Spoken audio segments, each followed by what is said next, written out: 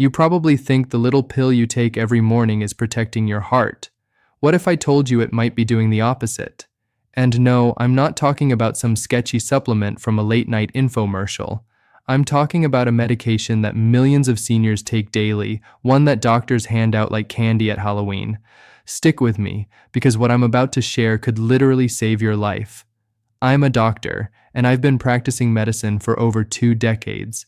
I've seen this story play out hundreds of times. A patient comes in feeling tired, maybe a little dizzy.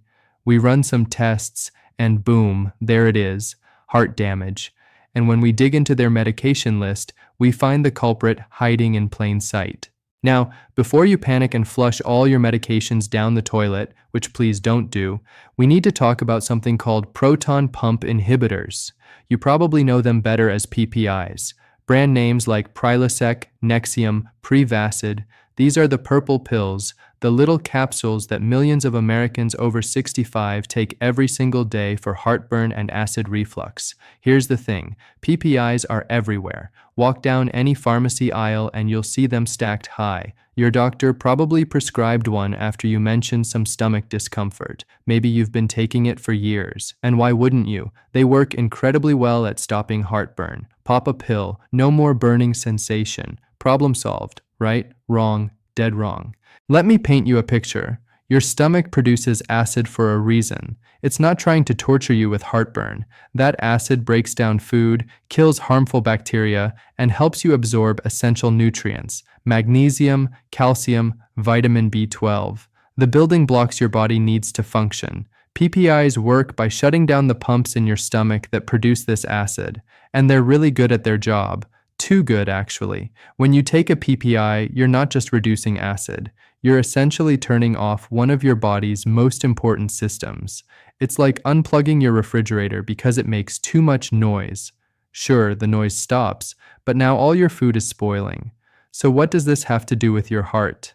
Everything. Let's start with magnesium. This mineral is absolutely crucial for your heart.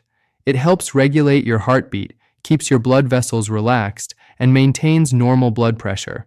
Your heart muscle uses magnesium to contract and relax properly. Without enough magnesium, your heart starts struggling. It's like trying to run a marathon while breathing through a straw. Studies have shown that long-term PPI use, and we're talking more than a year, significantly lowers magnesium levels in the body. And here's the scary part. You might not feel it happening. There's no alarm bell that goes off when your magnesium drops. No flashing warning light on your forehead.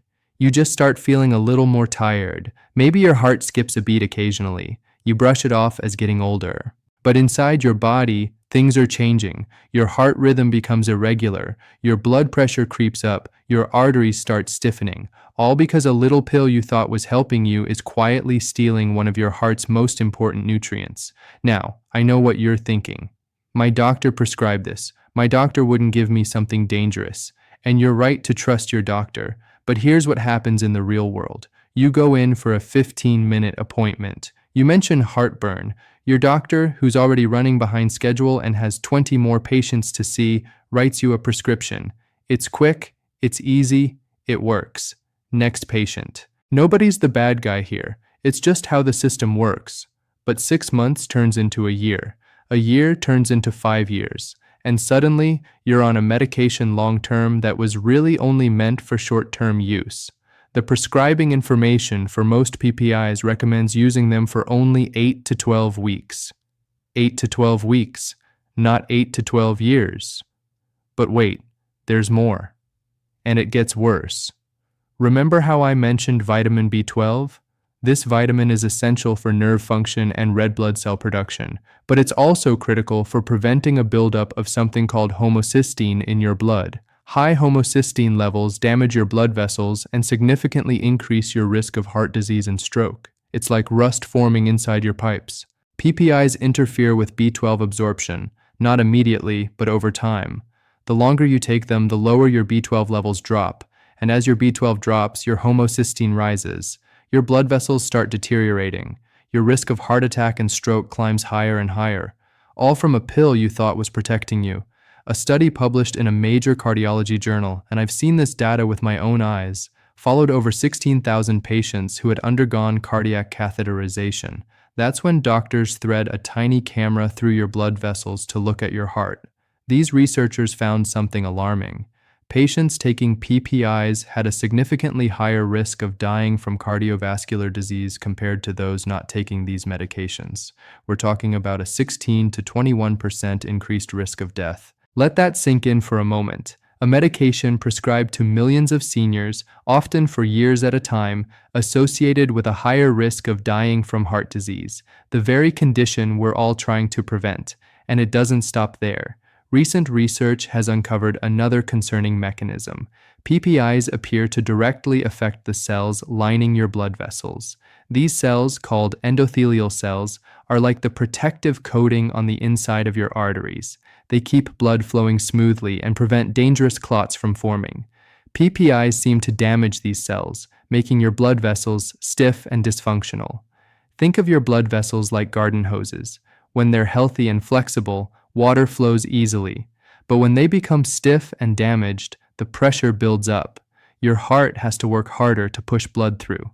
Over time, this extra work weakens your heart muscle. It's like forcing your heart to run uphill every single day. Now, I need to be crystal clear about something. I'm not telling you to stop taking your medication tomorrow. Please don't do that. Stopping PPIs suddenly can cause severe rebound acid production. Your stomach will produce even more acid than before, and you'll feel absolutely miserable. This is a conversation you need to have with your doctor. But you deserve to know the risks. You deserve to understand what's happening inside your body. And you deserve to know that there might be better alternatives. So what can you do? Let's talk solutions. First, talk to your doctor about whether you still need your PPI. This is crucial. Many people stay on these medications long after they've served their purpose. Your doctor can help you develop a plan to slowly reduce your dose and eventually stop if appropriate. This process usually takes several weeks to months, but it's worth it. Second, consider H2 blockers instead. These are older acid-reducing medications like Pepcid or Zantac. They don't shut down acid production as completely as PPIs, which actually makes them safer for long-term use. They still reduce acid enough to control symptoms for many people, but they don't carry the same cardiovascular risks. They're like turning down the volume instead of unplugging the speakers entirely. Third, and this is huge, address the root cause of your heartburn. Most acid reflux isn't caused by too much acid. I know that sounds backward, but hear me out. It's usually caused by acid ending up in the wrong place. Your lower esophageal sphincter, that's the valve between your esophagus and stomach, isn't closing properly. Acid splashes up where it doesn't belong. Why doesn't this valve work right? Often because of lifestyle factors we can actually control. Being overweight puts pressure on your stomach and forces acid upward. Eating large meals does the same thing. Lying down right after eating gives gravity a chance to work against you. Certain foods like chocolate, caffeine, alcohol, and spicy dishes relax that valve and make reflux worse. I've had patients completely eliminate their need for acid-reducing medications just by losing 10 or 15 pounds and making some simple dietary changes. No more heartburn, no more pills, no more cardiovascular risk. It takes more effort than swallowing a capsule, sure, but the payoff is enormous. Fourth, if you must continue taking a PPI, and some people truly do need them, make sure you're supplementing properly. Talk to your doctor about checking your magnesium and B12 levels regularly. If they're low, supplementation can help protect your heart. Magnesium supplements are relatively inexpensive and well tolerated. B12 can be taken as a pill, sublingual tablet, or even as an injection if your levels are really low. But here's something most people don't know. Not all magnesium supplements are created equal. Magnesium oxide, the most common and cheapest form, is poorly absorbed by your body. It's like throwing money down the drain. Magnesium citrate, glycinate, or malate are much better absorbed and more effective at raising your levels. Your pharmacist can help you choose the right one. Fifth, consider timing. If you do need to take a PPI, taking it at the right time makes a difference. PPIs work best when taken 30 to 60 minutes before your first meal of the day. This is when your stomach's acid-producing pumps are most active. Taking it at night or with food makes it less effective, which means you might need a higher dose, which increases your risk even more. Now let's talk about something nobody wants to discuss, but everybody should: the financial angle. PPIs make pharmaceutical companies billions of dollars every year. Billions. When a medication is that profitable, there's not a lot of incentive to study its long-term risks or promote alternatives. I'm not saying there's some grand conspiracy, but follow the money. It tells a story. Generic PPIs are inexpensive now that patents have expired, which is good, but that also means drug companies aren't investing in research to find better, safer alternatives. Why would they? They've got a product that works, that people take for years, and that generates steady income. From a business perspective, it's perfect. From a patient safety perspective, it's concerning. Here's another uncomfortable truth: medical education about appropriate PPI use is often funded by the very companies that make these medications. They sponsor conferences, provide educational materials, even fund research studies. Again, I'm not alleging anything unethical, but it's worth considering how this might influence prescribing patterns. When the company making the product is also teaching doctors how to use it, objectivity can suffer. Let's talk about some real-world examples. I had a patient, we'll call her Margaret. She's 72, been taking Nexium for 8 years. 8 years. She came in for her annual physical feeling more tired than usual. We ran some blood work. Her magnesium was dangerously low, so low that she was at risk for serious heart rhythm problems. We also found she was anemic because her B12 levels had tanked. Margaret had no idea her heartburn medication could cause these problems. Nobody had told her. She thought she was just getting older. We worked together to slowly wean her off the Nexium, started her on supplements, and helped her make some dietary changes. 6 months later, her energy was back. Her lab work normalized, and her heartburn was actually better than before because we'd addressed the real problem. Another patient, Robert, 68 years old. He'd been taking Prilosec for over a decade, 10 years of daily PPI use. He came in because he was having occasional heart palpitations, skipped beats, racing heart at random times, scared him half to death, understandably. We checked his magnesium, rock bottom. His potassium was also low, which can happen alongside magnesium deficiency. We started aggressive supplementation and began tapering his PPI. It took 3 months to get him off it completely, but once we did and his mineral levels recovered, the palpitations stopped. Gone. His heart was fine. It was the medication causing the problem, not heart disease. These aren't isolated cases. I see this pattern regularly. Seniors taking PPIs for years, developing symptoms they attribute to aging, when really it's medication side effects. It's frustrating because it's so preventable. Now, I want to address something important. Some people genuinely need long-term acid suppression. If you have Barrett's esophagus, a condition where chronic acid exposure changes the cells in your esophagus, you probably need a PPI.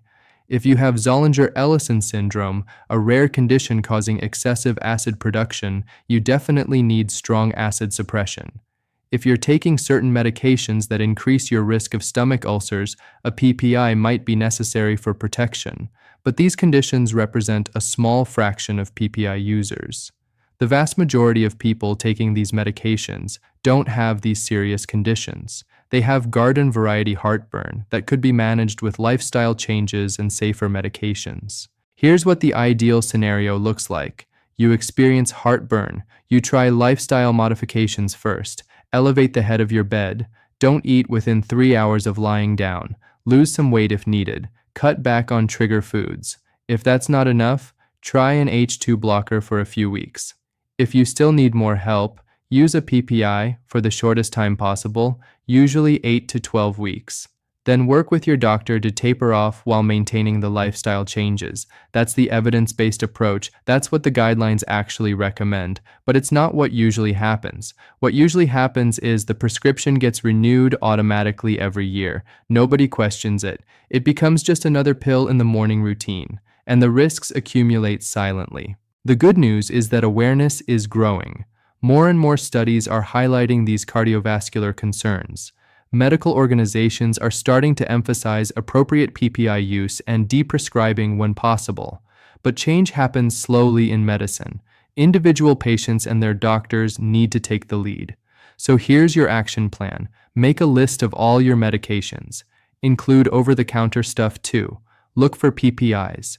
Common ones are omeprazole, esomeprazole, lansoprazole, pantoprazole, and rabeprazole. If you find one, mark it. Then schedule an appointment specifically to discuss it with your doctor. Don't try to squeeze this conversation into an appointment about something else. Make it the focus. Go into that appointment armed with questions. How long have I been taking this? Do I still need it? What are the alternatives? Can we make a plan to reduce or stop it? What lifestyle changes would help? Should we check my magnesium and B12 levels? Your doctor will appreciate that you're being proactive about your health. If your doctor dismisses your concerns, and I hope they don't, but if they do, you have options.